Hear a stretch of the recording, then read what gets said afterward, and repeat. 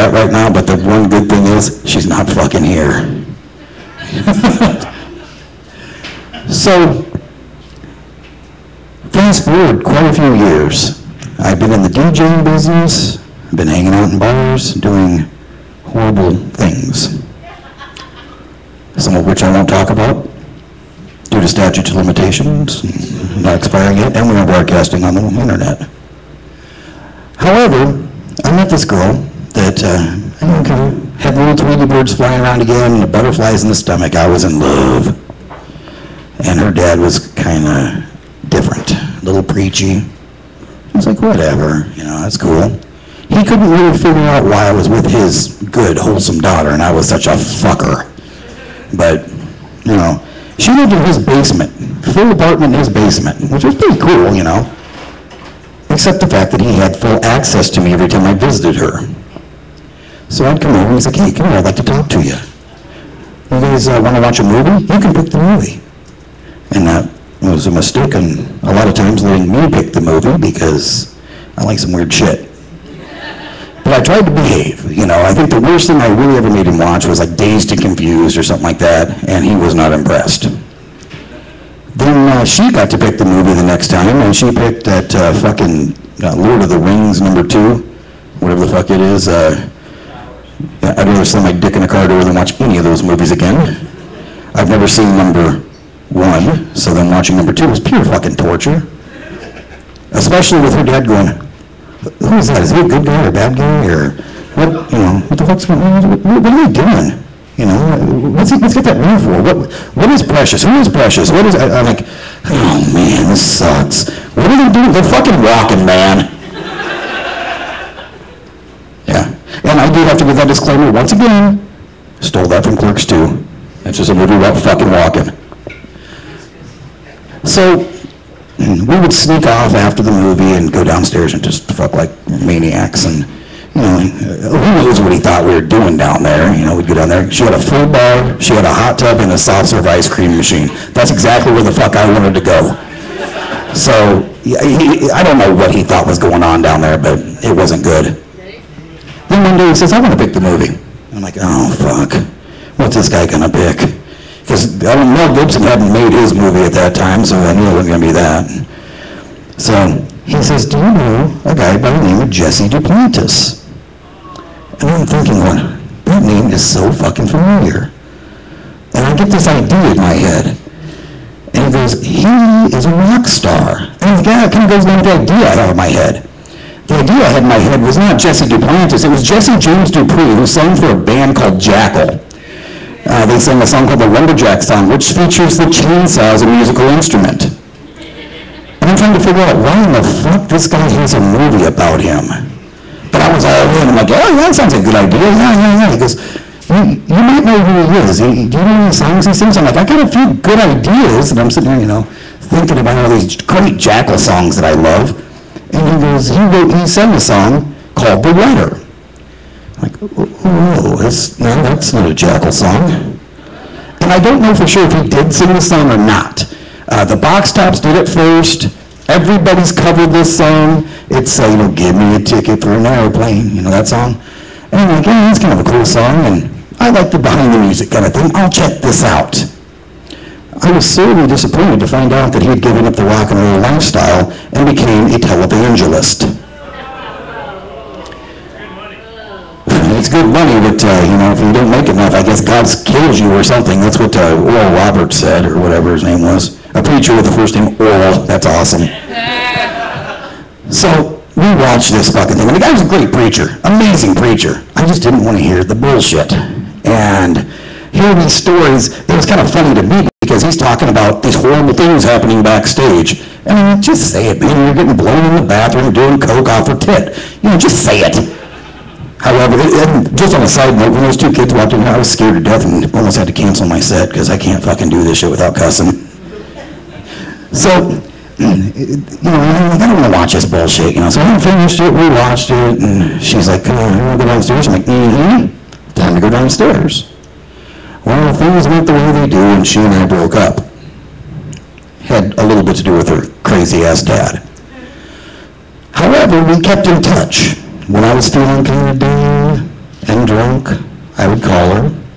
When she was feeling kind of down and drunk, she'd call me. And we knew we couldn't date, but we sure as hell could fuck. And that's a good relationship right there. You know, hey, I'm feeling kind of bad. Will you help me boost my self-esteem by having a fling with me? Sure. Well, it was during one of these times that I called her. I was DJing, but I had a New Year's Eve off for some reason. And the two bars that I DJ'd were across the alley from each other. So I could run back and forth and hang out with all my friends. And they had bands and whatever going on. So I was just having a great time. And I walked in the back door of the one bar, and this girl runs up to me. She grabbed me, hugged me, said, "Hey, Mikey, haven't seen you in a while. What's going on?" She's hugging me. She says, "Hold your hands out." She says, "No, your hands."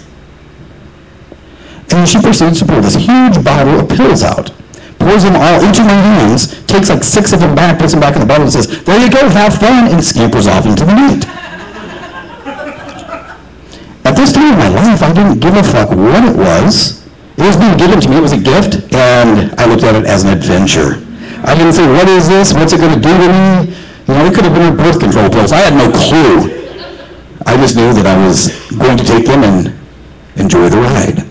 So I did that, along with drinking a lot of beer, along with drinking a lot of champagne and shots of whiskey and other things, and every other thing that was offered to me. And by, like an hour or so later, I felt like I was walking around, like going upstairs, but I stayed about this level off the ground. So I'm giving these pills to everybody I ran across. These things are fucking awesome. You guys gotta try them. And I'm lucky I didn't kill anybody. I still to this day do not know what they were, because I've never seen that chick again. So the next morning I wake up after having gone to one of the bar owners' houses for an after party. I wake up on her bed in a pile of bodies. Men, women, goats, dogs, whatever happened to wander home with us was in that bed in certain states of undress. So if any of them will wake up like, ugh, where the fuck are my shoes at? Is that my sock? You're wearing my pants! It's like, wow, you just can't gather yourself up and go, where's my car at? Did I drive here? No, you did not. Can somebody please take me home? I was kind of feeling, like, what the fuck happened? I kind of wish I knew, but I don't, but I kind of don't want to know. So I get on the phone and call her. I said, "Hey, what's going on? Had kind of a rough night last night.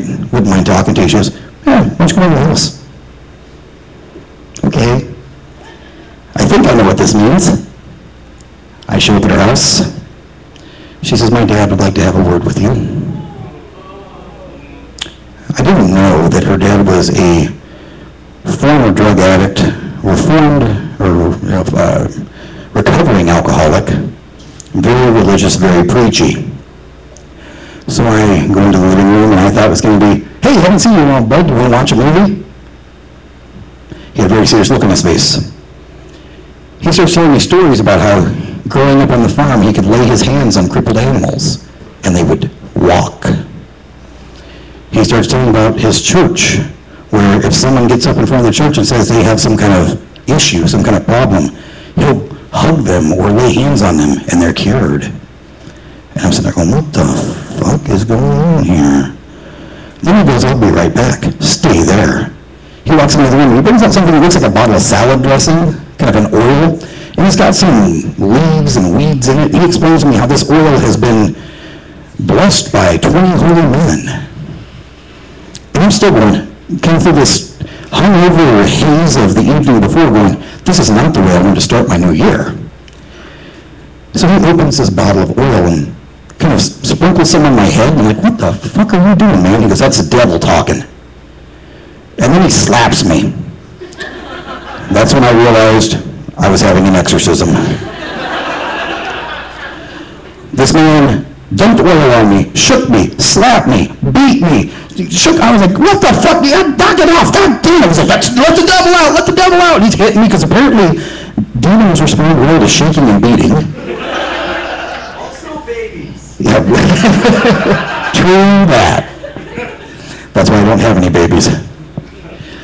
However, I'm I'm getting this shaking, this beating, and I finally figured out that I'm not going to win. I'm in his house, having him splash holy oil all over me, or that's what he said it was.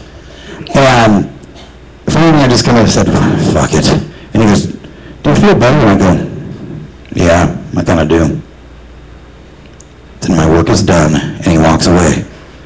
And the girl kind of looks at me, and I'm giving her that, what the fuck did you get me into, you fucking bitch? You know, she goes, you want to go downstairs? I go, yep. So we go downstairs. She makes me a drink.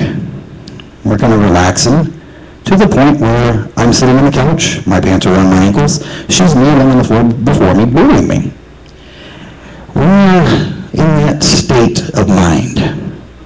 Certain details kind of pass you by, like the opening of a door or somebody walking down the stairs. I kind of notice somebody's there, so I look over and there's your dad standing there. I grabbed a blanket and pulled over top of her. She didn't notice him, so she didn't stop. He hands me this piece of paper that he's written this Bible verse on. He says, Mike, just wanted to write this down for you. And anytime you have a moment of weakness like that, I want you to say this out loud, okay? Completely ignoring the daughter-shaped lump under the blanket in front of me. I'm laying there on the couch just going, yeah, man, thanks a lot. You're really helping out. And he is. I'm not quite sure if my demon was released that night, but there was something that sounds a whole lot like demon that was released everywhere in his basement. That's all I got for tonight. Thank you very much. Please give it to the USO, please. And I think we've got one final performer. Don't let her scare you. Sometimes she gets a little energetic. She's not yelling at you, she's yelling with you.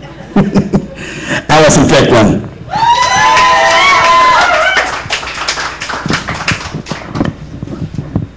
Hello. I feel kind of mellow tonight, and after that intro, I feel like, God damn. All right, so I decided I'm going to do 2 covers tonight, and then I'm going to do 2 of my original pieces, which some of you have heard.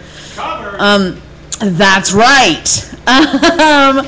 The first one's by Karen Finney-Frock, which, you know, he was just talking about religion. It's kind of interesting that that came up. But it's called What Lot's Wife Would Have Said If She Wasn't a Pillar of Salt. Love this woman. Karen Finney-Frock is another one of the poets that you can find on Right Bloody Press.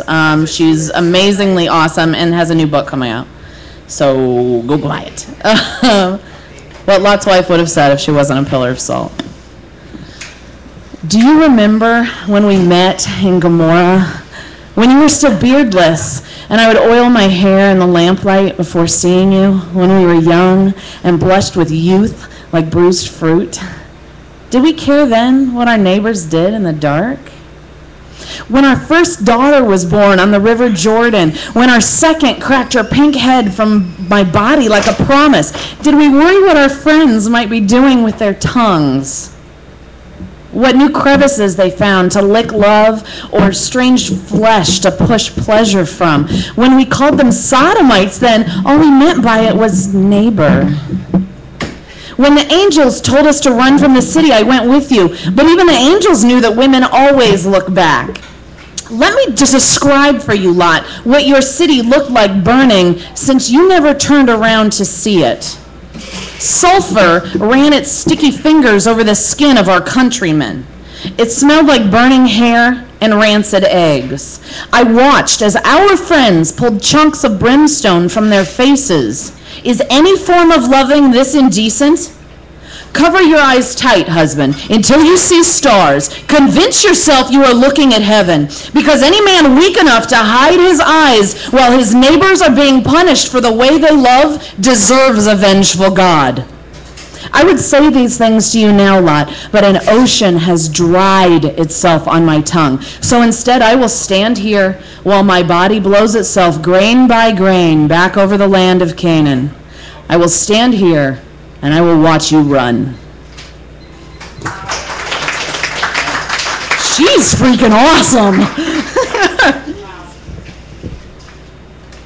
Okay, so my next cover is by Andrea Gibson, who's also amazing. And I don't even really know what to say about this piece. Her work has a really interesting rhythm to it in that it has a tendency to sort of run one story into another, and you just kind of have to follow along with her. And her imagery is just amazing, which is one of the reasons why I chose this piece to share with you.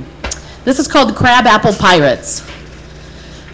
We were chubby-faced school kids, snicker-barred, windpiped, crab-apple pirates, backward baseball-capped, knee-scraped snow angels, dukes of hazard dreamers, bumper car-bodied, salamander catchers, Michael Jordan believers. I couldn't fly, but my hang time was 3 minutes and 10 seconds. Smart kids were stupid. Books were trees cut down. I was a tomboy in love with Malcolm Cushion. He had a birthmark in the shape of Canada on his cheek. The teachers didn't trust him. His mother was the accidental broken tooth in a bar fight. I had one black friend. Her name was Erica. She had a jackknife. She carved a gash into the center of her palm and another into mine. We pressed our hands together, and she asked if I thought it would turn her blood white. I couldn't read her fear or her hope. I thought history was over. I cried during the national anthem. Once I found a butterfly's wing on the sidewalk. I wanted to keep it, but I didn't.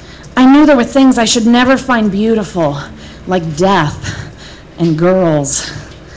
On Saturdays, I walked around town with a wheelbarrow collecting aluminum cans. On Sundays, my father paid a penny for every cigarette butt I'd pick up in the driveway. I was picking up cigarette butts when Tommy Chambers punched my tooth out. I spit on his bike seat and beat the crap out of his older brother. I started recording songs, recorded them on my ghetto blaster, and mailed the tapes to a local radio station. They never played them because they never had good taste. My mother did. She was a secretary. Her fingernails were red, and she loved my father, who after the war became a mailman. So when I was a baby, she would carry me to the post office and weigh me on the postal scales. Once, years later, I got lost in the mail. The next day, I came home from college and corrected my father's grammar. When I was 10, my mother had another daughter. I had heard babies sometimes die in their sleep, so at night when my parents went to bed, I put on my Karate Kid kimono and I'd sneak into her room to guard her heartbeat. And the heartbeat thieves didn't find her for 15 years. At 11, I discovered beer. At 19, I mailed my palm to Amanda Buckner's vagina, actually drooled on her breast and said yes so loud God couldn't disagree. But my family did. So I lost him for a while. And in that while, my Uncle Barry lost his fingers to the paper mill, my Uncle Peter lost his liver to Vietnam, my mother lost her legs to God's will. In her will, I inherit everything. The 17 photographs we didn't lose in the fire, all of them with charcoal edges. My mother holds them to her chest and tells me she can still smell the smoke. I tell her I will guard them well. My father's freckled shoulders, my sister's brown eyes, my mother's patient hands buckling my tiny blue suspenders. That one night in December when we built a bonfire in the middle of the frozen lake and I skated around the flames with my snowsuit's frozen zipper sticking to my tongue. My mother called my name, told me to smile for the camera. I still remember the flash and that enormous fire with the ice beneath it that didn't even crack. Yeah, do you want to hear her name again? Andrea Gibson. All right, so I'm going to do 2 original pieces. One is about a friend of ours who's here tonight. And he's heard it once before, but I don't think everybody else has. So it's called Indestructible. My son warbles through his first unsteady steps. My hands extend behind him like an offering bowl, trying desperately to protect him with each backward toddle to the floor. My husband says, "Relax. It's not your job to catch him every time. If not me, then whose job is it?" Our friend Kurt, at age 30, lost the 3 middle fingers of his right hand to a piece of farm machinery. He waited 45 minutes for the ambulance to arrive with his digits crushed between 2 metal plates that were devouring his dexterity. Finally, unable to wait any longer, he pulled at the knuckles. skin stretching, muscle tearing, bones separating, because he could not wait one more second to cradle his chewed hand to his chest. Kurt also lost his left eye to a car crash, has had a total knee reconstruction, a hip displaced out of his pelvis due to a birthing calf, and still has glass lodged in multiple sites beneath his skin. It is said he broke his femur once, snapped it straight across the thigh, but he won't tell anyone his story, not even his wife. He jokes about it all, saying, "I might still be immortal, but no one ever said I was indestructible." He is sweet as a honey at the bottom of your tea, funny as a hunting dog chasing ladybugs, and charming as a bed and breakfast at the end of a long drive down the county road. He strolls through his one-eyed, seven-fingered life without complaint. Ever since my son was born, I see Kurt differently. I look at him and I think, but this isn't what you looked like when you were born. I see him learning to count on his right hand, 1, 2, 3. I see him crawling on an original knee, forming his first words out of an unscarred face, and giving wet toddler kisses to the farm cats running between his legs. When his mother sees him, does she wonder why she couldn't get there in time to catch?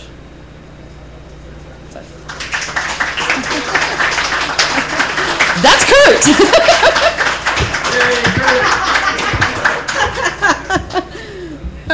Okay, so this is the last one I'm going to read tonight. This poem was put together as a result of Dave Nesbitt because I was I was complaining about the fact that I can't just get up and read something that I wrote like 15 minutes ago. Like I have to be totally obsessive about it and go over it all week. And I said I could write a poem about the notation system I have for how my pauses go. And he said, yeah, you should totally do that. So I did. It's called Write What You Know. Up here on the stage, I assuage my rage, and the speech I screech sounds smooth, rhythmic, and right. Light on the teeth, my words are sheathed in a holster strapped to my boot. I hear your heart race when I pull it out, straining for truth when I cock, aim, and shoot. It's difficult to articulate my instrument so intimate. From the bottom of a kiss to the back of the room, my tongue is strung to all four walls. The flow of my ligaments, slick as a stimulant, may seem slick and seamless, but I have an obsessive streak. I have to get every bone, every tone, every grimy piece of gristle exactly right into the bright light of day. I recount my syllables in my head, in my mouth, in my room, in my house, bellowing recitation about, bouncing them off the backyard fence again and again and again. I never feel zen. I stress and sharpen each gasp, each pause, each breath, and each is different. Preparing to perform, I perfect my form with a notation system I devised. I call it shorthand for the compulsively insane. I gain a measure of control, get closer to my goal of every pace, meter, foot, and line I'll grip tight in my white-knuckled fist. I will own my poem. See, for the length of time it takes for a loose eyelash to fall to the ground, for the space in between the dandelion seeds and its cotton lollipop bloom, for the break at the bottom of my breath, all are counted because poetry is music with a rhythm only Beethoven could hear. What is the frequency of madness? I translate the vibration of my bones into lines, rhymes, and times. 1 comma for a gasp of air, an intake of breath for the places where oxygen runs out. 1 period for a purely perfect pause, the silence of our makers keeping pace. 1 beat. 2 periods for 2 when I need a moment to think, but not enough to drink. For that I need 3, and it's usually 1 on every line, to give us enough time to proceed through the process of expression.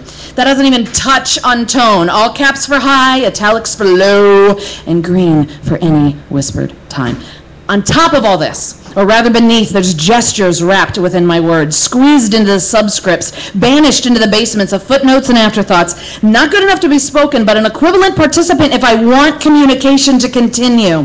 Will the crowd understand my point, pointing like a pistol shot at my parietal bone, shooting for the stars in the reach of my arms, driving my thoughts home with a crash, hitting head on?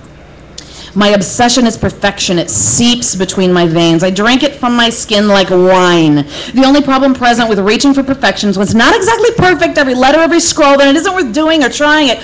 All my effort dies, reclined on the living room couch, because quitting can camouflage itself as cool indifference. See? I never really cared much anyway. I'm trying to let go without giving up. I've quit half my life before I started. I got to cut the ropes that bind me to the rules I have written. I've got to ease the pressure. See, I'm not perfect, but I'm here, and I'm me. So breathe. 4 periods, last word in italics. That's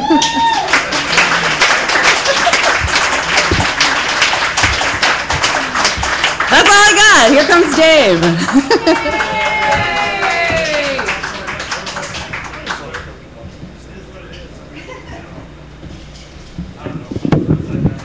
Lauren, I got to tell you about a little ritual that we have. The Samurai, one of the first things we did when we started putting the shows together was we had such a killer first show that we decided we wanted to keep the level of what we were doing high. So we started doing a series of auditions for people. And Lauren was supposed to be here early so that way she could get her audition in, but her work decided to work against her. But we said, hey, let's have an audition for her anyway.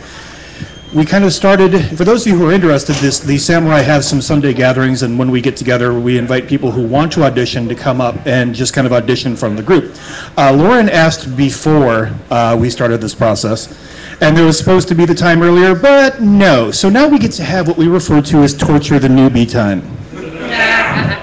So first off, Mike, could you grab your chair? You remember what you did to Liz? Oh, yeah. Yeah. I'm just saying, it could be, you can do it from back there too. Okay. We did this with somebody else who gets to audition again, next opportunity we give her, or next opportunity that her job gives her. But she had to follow me, and then she had Mikey sitting in the front row going, throughout her entire set.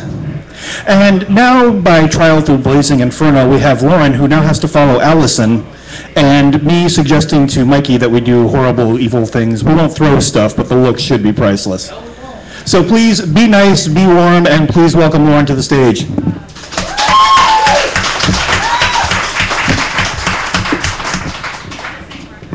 This came up blood. You broke it. I know.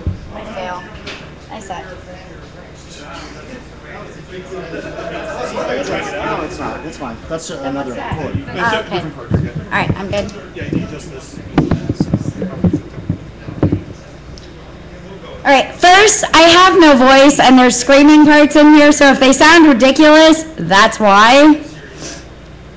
My poem is called Bleached Assholes, Drunken Moments, and 3-Year-Olds, and I need to give credit to Adventure Time, the song My Chick Bad, My Son Nicholas, and Drinking Out of Cups, the YouTube video.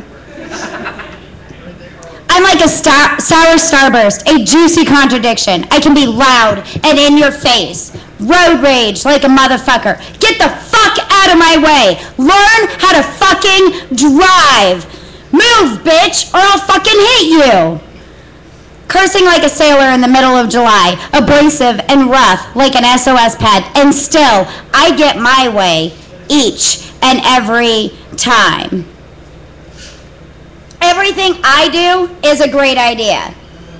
I will prove that my way is best. I never back down. I will stand my ground. If you cross me, hell will pay. I'm a red-headed Viking Wiccan, as crazy as that sounds. One wrong move, you will be destroyed. Vindictive schemes, punching walls, and bowling balls. You're a raging bag of dicks. Stay the fuck out of my way.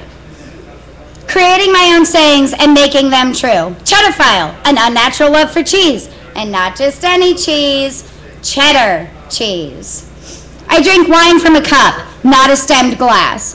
Who are you, Miss Sands, drinking out of cups? Alcohol makes me all warm and fuzzy inside. And Hannah with, so does a bear raping you. I'm quiet and subdued, as long as there's nicotine and chocolate nearby. I break glow sticks apart, a cheap way to bleach your anus. I smoke birthday candles when I can't find cigarettes. I stare at drag queen butts and hit my eye in my alcoholic beverage in the process. Intimidating 300-pound men with words of, I will flatten you! Timid and scared as a mouse, hiding in a corner. Abusive ex, broken nose, protection orders, new phones, and near-death experiences. Through it all, I came out on the other side. running scared, running blind, with a 4-year-old right behind. Devoted wife and mother is what I became. Long sleepless nights, full of teething, feedings, being sick, and nightmares. Every minute worth it all. I came through on the other side, and now I have an amazing son and a prince at my side. I'm not done yet. I'm blunt, bitchy, and hyper. 16 ounces of espresso coursing through my veins. I feel like dancing, or running, or sprinting, or riding a horse, or bouncing. Brain overload. Energy on my wazoo. I said wazoo. That rhymes with kazoo. My son Nicholas says when talking about who I am, Mommy is feisty, so frosty I could eat her. Not afraid of conflicts or fights, I will come out swinging like Tiger Woods' wife. You smell like a dick that hasn't been washed in years, insulting people with things like, you're a stinky Peter, the frosty edge, the alluring sweet smile, the pretend innocence that is perceived. Like screaming for silence, I am a contradiction by name, a juicy contradiction.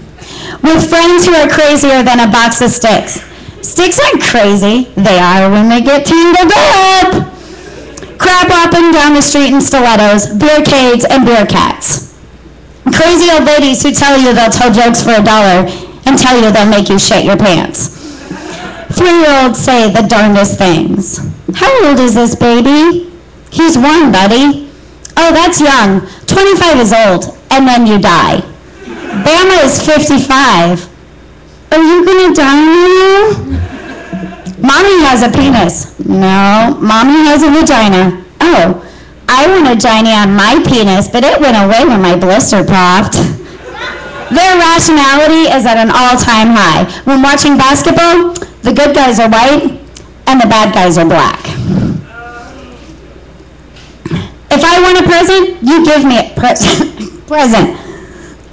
If not, you give $1 to Mommy, Daddy, or Bama.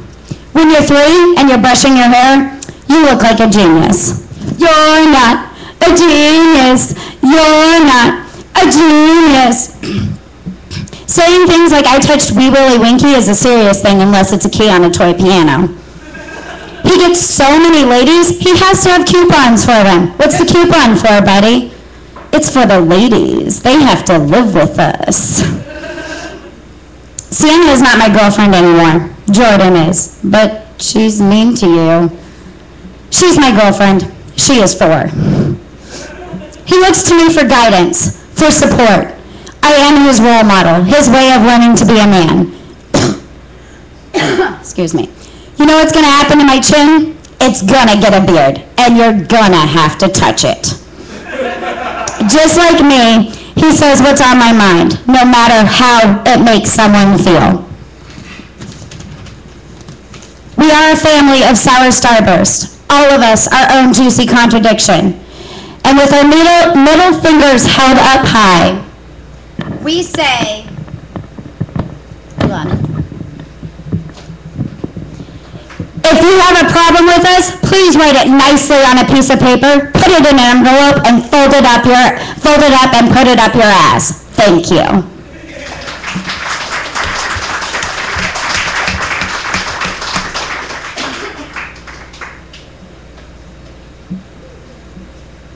That's Mike. What are you doing? Oh, right, sorry.